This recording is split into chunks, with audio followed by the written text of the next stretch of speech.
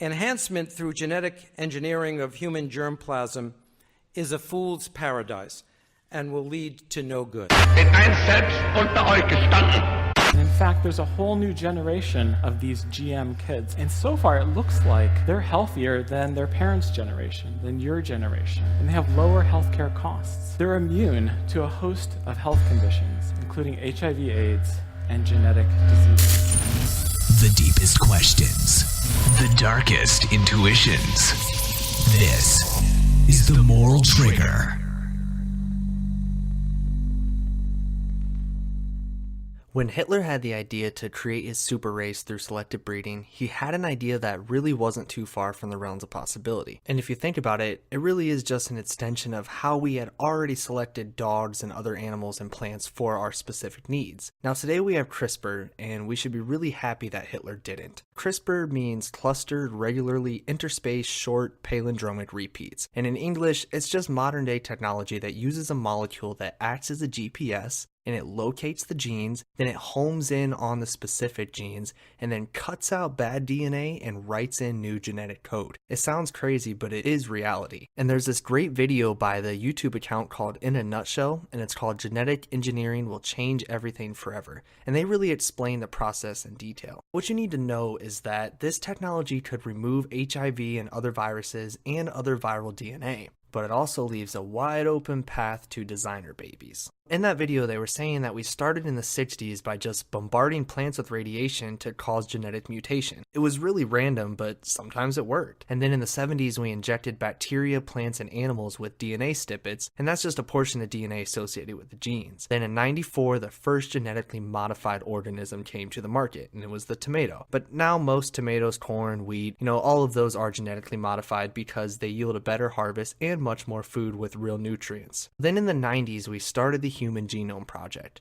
and it was fully completed in 2003. And it also costed hundreds of millions of dollars, but soon it could only cost $1,000 through the private companies. As is usually the trend for most technology, it starts off expensive but then becomes cheaper. And having our entire genome sequence has turned out to be really beneficial. In 2011, the group Battelle Technology Partnership Practice produced a study, and it was on the economic impact of the Human Genome Project, and among its findings was that for every $1 invested by the government, the project impact resulted in a return of $141 to the US economy. Further, between 1988 and 2010, human genomics generated an economic output of $796 billion.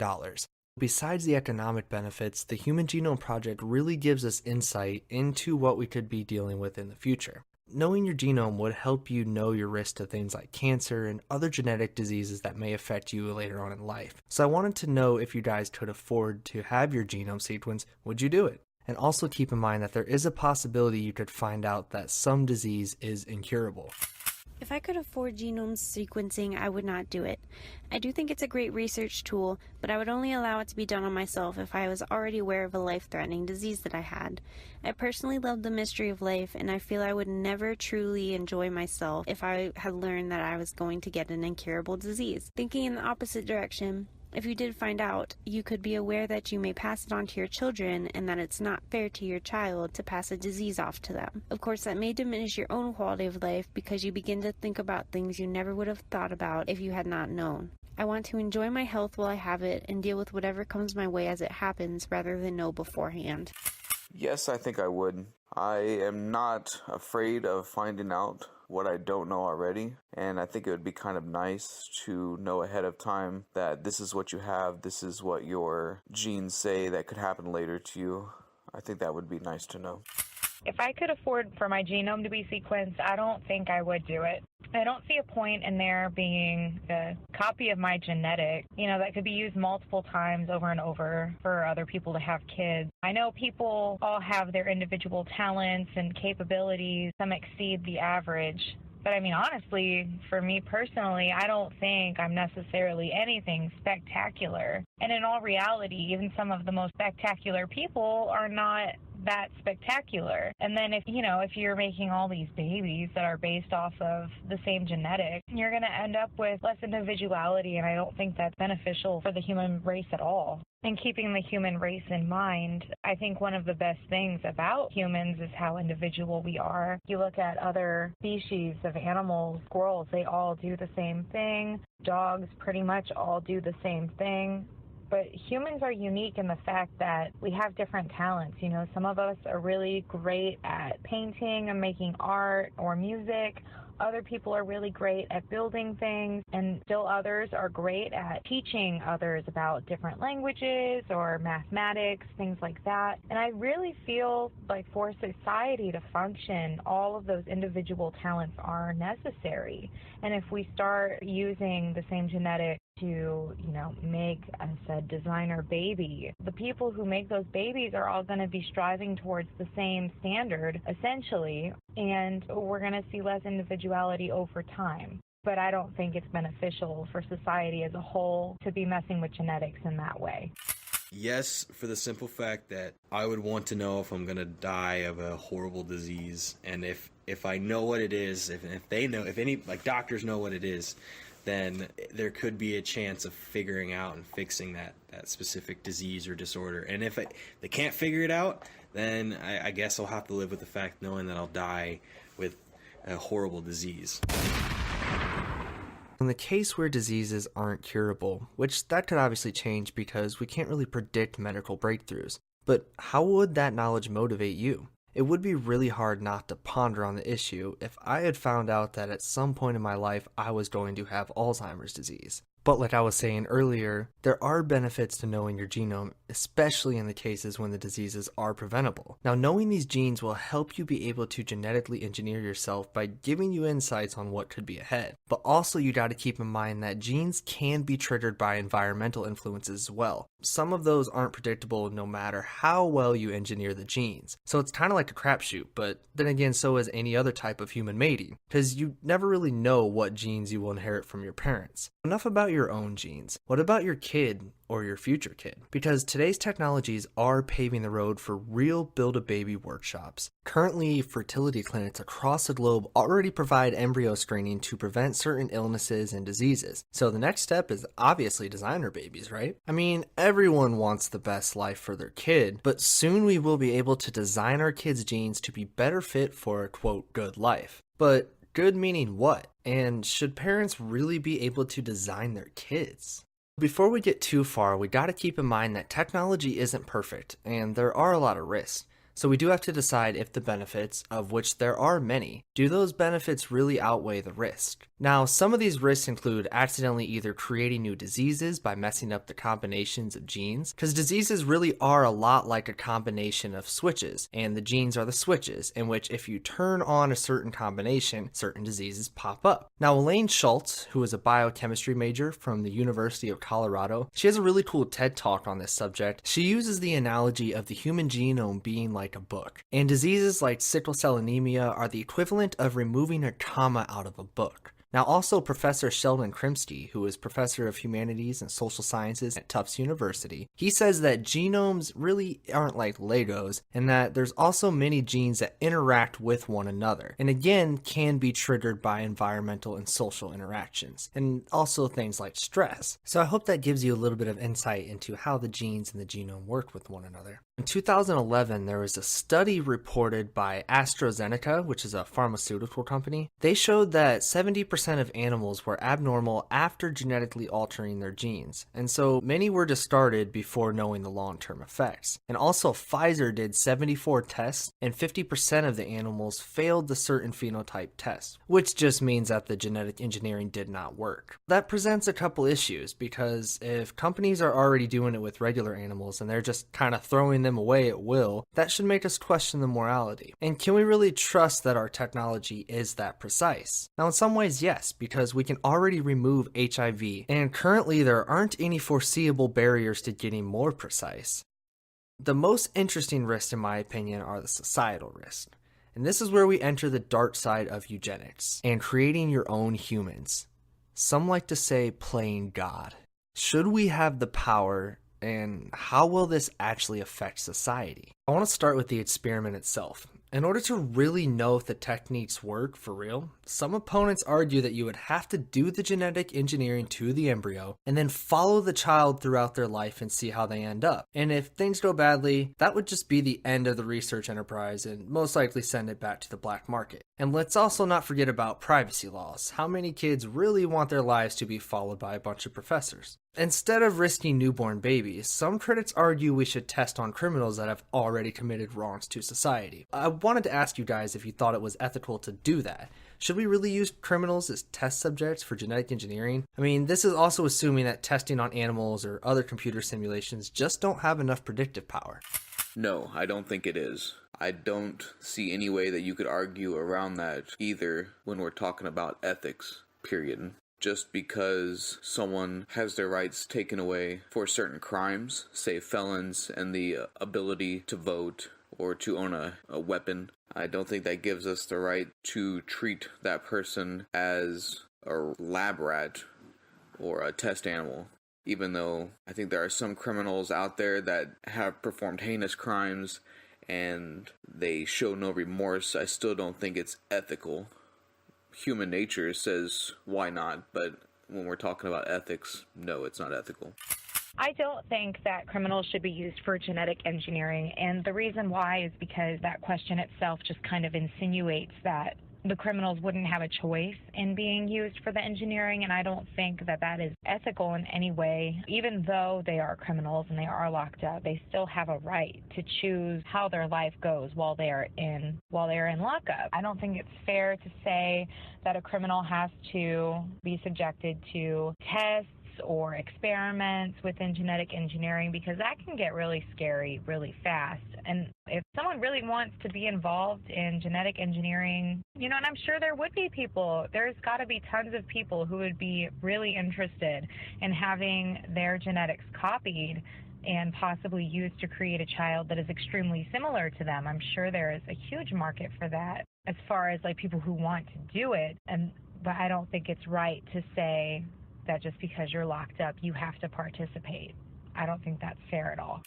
At first, I thought I didn't really care what they do to criminals. The more thought I put into it, the more I came to the conclusion that it's not ethical. What happens if the government one day decides thousands of innocent people need to be in prison? We could find ourselves as test subjects because our government turned on us. It has happened in history, and it's also why we need the Second Amendment, but that's a whole different argument. If you can't find willing and consenting people to test your research on, then I don't believe that it's something that should be pursued. I must add that there is already a large percentage of innocent people in our prison system that may end up being used as subjects simply because a jury got it wrong, and I don't think that's okay. My short answer is no. I think if you look back to what the Nazis were doing with Jewish people at certain times in certain areas, there was certain quote-unquote doctors who were doing horrific experiments on the Jewish people. And you look back, I look back on that kind of a situation in horror. Here are innocent people who are having these terrible things done for them in the name of, quote, science, because they were seen as kind of inferior or not human, and so like it was something that a normal person that wouldn't be lawful for a scientist to experiment on a normal person, quote unquote normal. It was thought of as okay because the Jewish people are seen as inferior. And obviously this is a little bit of a different type of situation with criminals, right? They've done something that's landed them in the system that was negative to society. And so the question is it ethical to do it to them? And I still think, though, that there's a moral line there where I just think that all human beings have kind of inalienable rights.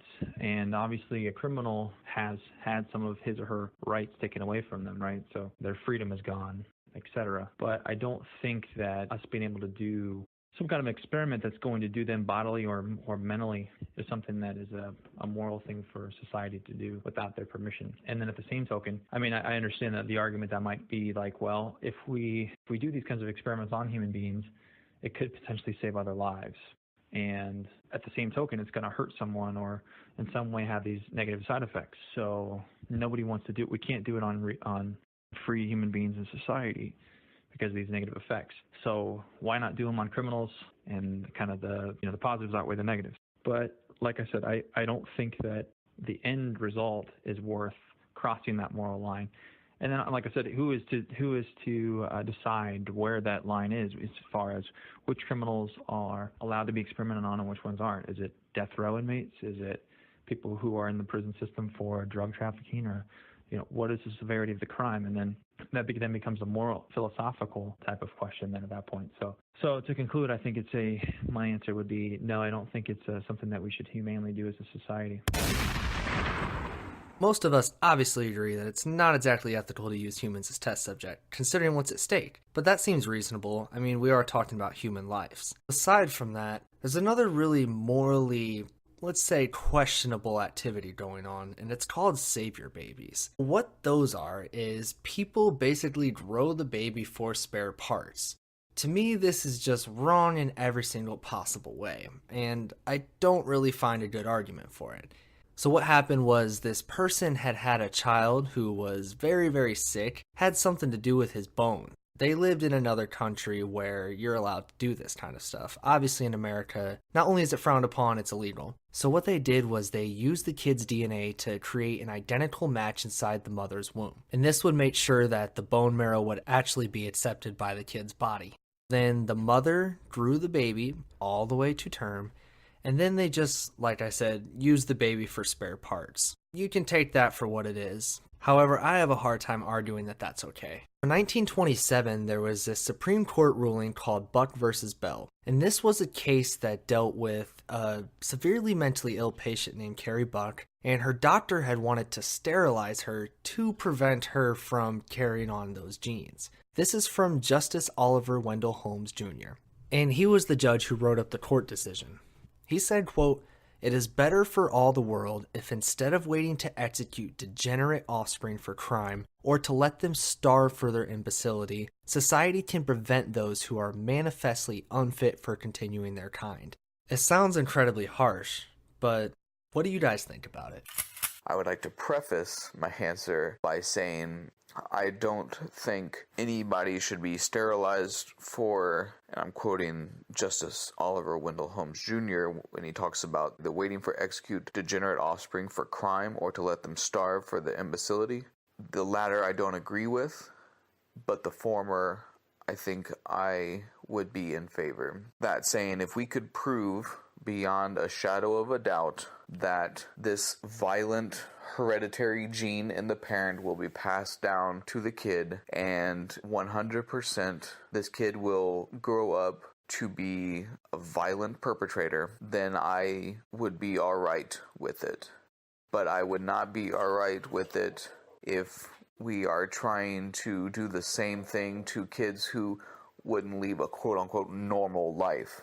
Kids whose genes aren't perfect. Kids who have diseases, cancer, lupus, Down syndrome. I would totally be against that, because there are people who have those particular diseases and other diseases that go on, and maybe they don't live full, happy, healthy lives, but for the time that they're on Earth, they touch somebody, whether it be their parents, whether it be foundations that are started after. I think they have the ability to touch people and have a positive effect on people. In Buck versus Bell, they wanted to sterilize Carrie Buck because they thought she was sexually immoral, which was a mental illness back in her day. She was raped, and her foster family was embarrassed she got pregnant, so they committed her to the asylum. This case was entirely unfair to Carrie Buck, in my opinion. I do, however, understand Justice Oliver's thinking that if we stop people with mental illnesses from reproducing, maybe we can make the human race a little better, and maybe even eliminate mental illness altogether. It's harsh, and I don't support his thinking, but it does make a little sense in theory. You cannot just eliminate a group of people because there's something different about them. That's Hitler-like thinking, and mental illness is a real thing, and there's no way you can just stop it by sterilizing those who are mentally ill. My first problem with the scenario is, how he kind of phrased his reasoning for this being an acceptable thing to do. We talked about it's better for the world if instead of waiting to execute degenerate offspring for crime or to let them starve for their imbecility, end quote. He's essentially saying that anyone who's mentally ill and has a child, that child is just going to grow up to be a criminal, and they're destined to be executed at some point, or they're going to starve to death for their imbecility. The studies show that some mental traits and mental illnesses can be genetically linked, but it's not 100% of the time. And There are people out there, I know people personally who are perfectly fine. They don't have any mental disability of any kind, and they have a child with a mental disability or mental illness, and vice versa. It's not 100% of the time that somebody who has an illness like that is going to pass that on. So if you're going to sterilize people and take away a basic human right of procreation, then you're not going to have 100% of a success rate, meaning who knows if the child that is born from that individual is going to be mentally ill themselves. So it's kind of a pointless way of going about things. And at the same time, if you're okay with this kind of a situation, then you kind of harken back to, again, referencing the Nazis, a Nazi mentality of, well, if you're willing to sterilize people who are mentally ill, then why not just get rid of them? They're going to be in a hospital for the majority of their lives if they're that severely mentally ill, and they're not contributing to society in any way, and they're going to cost a lot of money. So why not just get rid of them? There's these kind of mentalities. Once the small part of them are accepted, it seems like it's a very easy jump to the next quote-unquote logical, in their mind, kind of conclusion. So I just think it's a really, really negative view of humanity, and it's kind of a misunderstanding of how genes work. This looks like he was talking back in 1927, so I think there's probably a misunderstanding a little bit about how mental illness is transferred to the next generations and beyond. In 1942, the Supreme Court ruled against sterilizing criminals. Obviously, the court's minds had changed. Currently, we have methods that are not exactly genetic engineering per se, but we do have ways to screen out embryos that may have certain diseases or abnormalities. In Europe, in a 1999 study published in Prenatal Diagnosis, 90% of predetermined Down syndrome embryos were terminated. Is it ethical to terminate your child just because they won't have the same mental capacities as the rest of society? Well, Europe seems to think so. There are many benefits to methods such as in vitro fertilization, and that's just where they screen embryos and then they impregnate the mother with the specific embryo of choice. And so along with just avoiding having kids with Down syndrome, there's other benefits like reducing the risk of genetic diseases and conditions. And that also means cheaper healthcare bills and health insurance. That sounds good, and you are making a good investment, it sounds like. Currently, sperm banks do allow a catalog that allows women or any potential parents to access information such as personality traits, education, the health status, and whatnot of those people who donate. It's easy to imagine a future where they'll be able to provide the full genome. Now, deep down, we're all pressured by what others think of us. It's just part of human nature. But if you can keep up with society and keep your kids disease-free, what's the real harm? Well, one pretty crazy thing happened to a woman named Nadia Solman.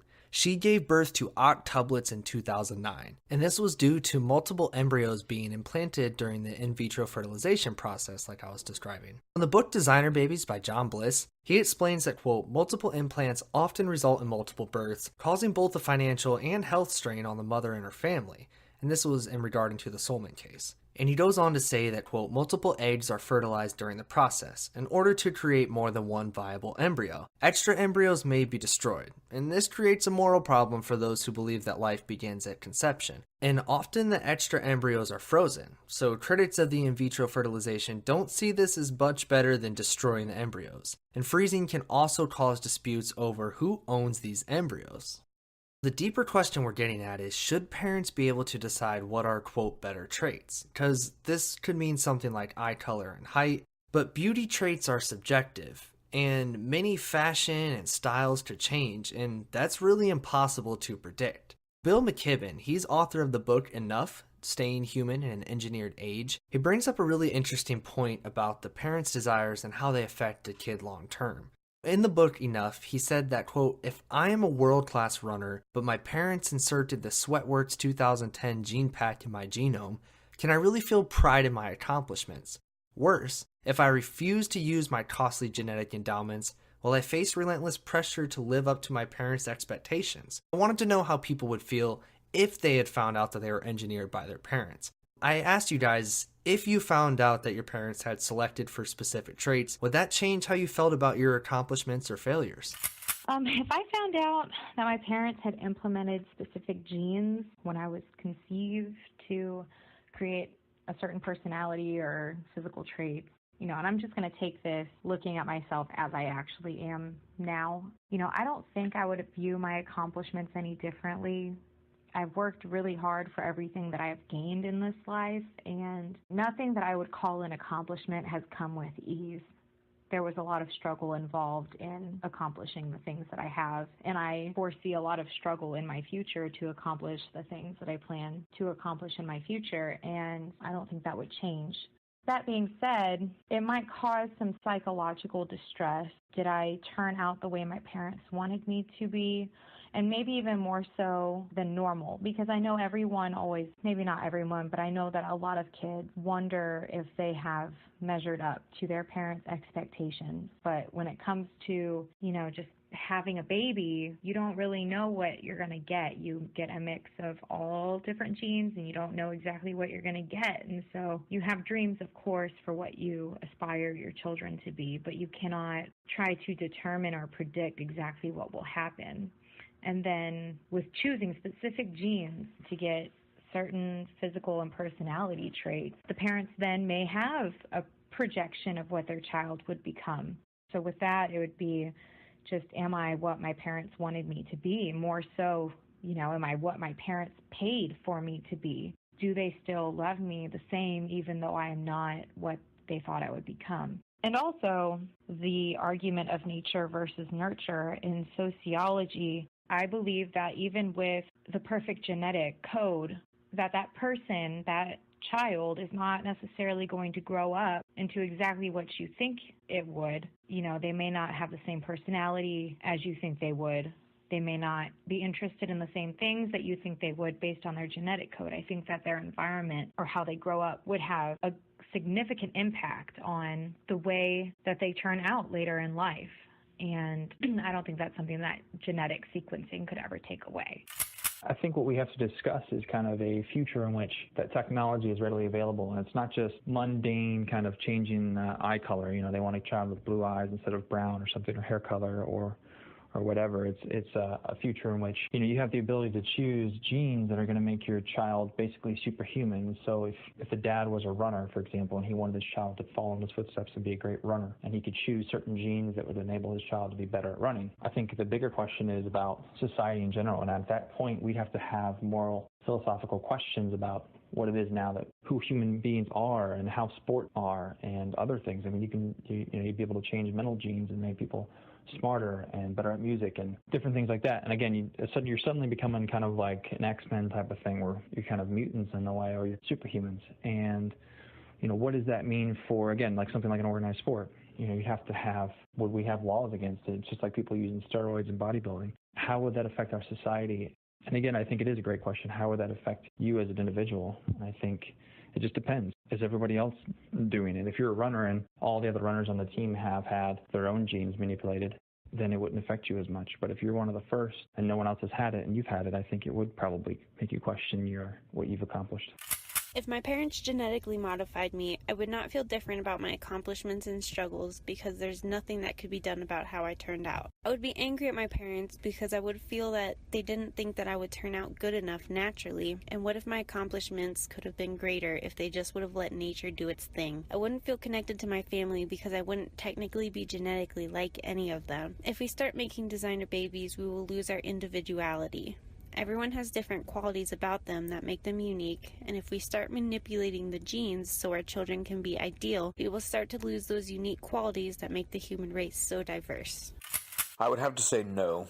I think it depends a lot on the societal norms at the time. Say if you ask me this in 50 years when everybody is doing it, then no, I don't think this would have any effect on how I feel about my accomplishments, because if everybody's doing it, then it's the new norm thing to do. If I was to find out now, I may feel bad that my parents had genetically altered me to be better at something than other people. I think I would feel bad only because I would be or I would have an advantage and they would have a disadvantage because I was changed for the better. But I don't think I would want it taken away or have a redo. I think that it would have become part of who I am, and I would accept that.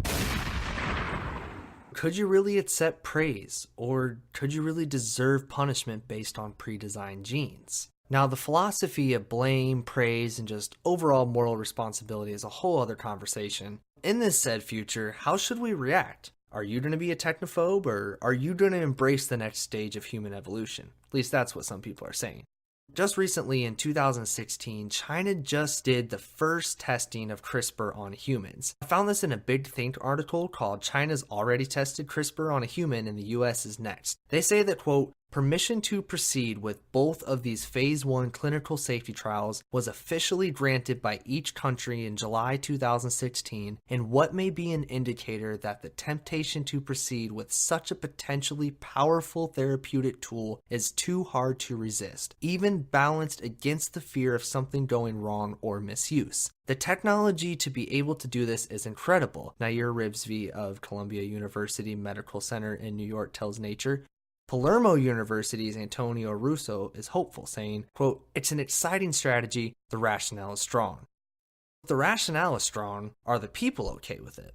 In a Pew Research survey done in 2016, I found that a lot of us are actually worried about the idea of gene editing. 15% of adults say that the possibility of gene editing to give healthy babies is a much reduced risk of serious disease and condition makes them enthusiastic. 34% say that's somewhat enthusiastic, but a lot of people are actually incredibly worried. 40% of people are not enthusiastic at all. And in fact, 60% of the people who were surveyed were actually pretty worried. A lot of us are worried, and what does the future really look like? Proponents say that technology isn't evil, but people are.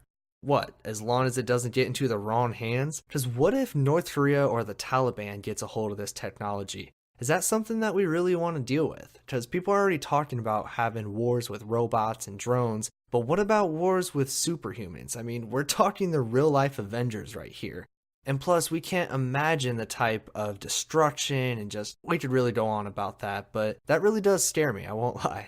We can also imagine the society gap if only rich people could afford the best kids, because that means that the top doctors would basically use children as their products to sell to the highest payers to get the best quality. That's a really dark business, and do we really want the most powerful and the most rich to be even more powerful and more rich? I'm not one of those people that's anti-capitalist and anti-rich people. However, I am against a small amount of people being able to be superpowered. Let's be honest here. So if the process isn't taken over by billionaires or even trillionaires, it's hard to know what could happen. Will the government pressure people to have designer babies because it lowers resources and healthcare costs? Just like we were saying earlier, we could really reduce a lot of diseases and a lot of concerns. But some governments won't allow it, so how many people will migrate just to have their made-to-order babies? Obviously, most parents have the best intentions for their kids, and some are just very selfish and have their own interest in mind. We all know this. Some people were talking about designing babies for space travel, but then again, what if they don't want to be stuck to a rocket their entire life? It sounds really cool and it makes sense because the stars are so far away, and it really would take thousands of years to get to even the nearest one. But like I said, we gotta keep the kids' interest in mind as well, and you can't predict what they're gonna want. It's hard to just be okay with parents allowing to do whatever they want with their type of kid. I guess that's kind of what we do now, in that the government doesn't restrict too much of what goes on with parenting. But let's be honest here. Should we really give parents, and really just people in general, the possibility of creating superhumans? That's something we're going to have to answer. A final thought is, should we really stop all kinds of suffering? Because what about the creativity and wisdom that comes with struggle? Think about Stephen Hawking.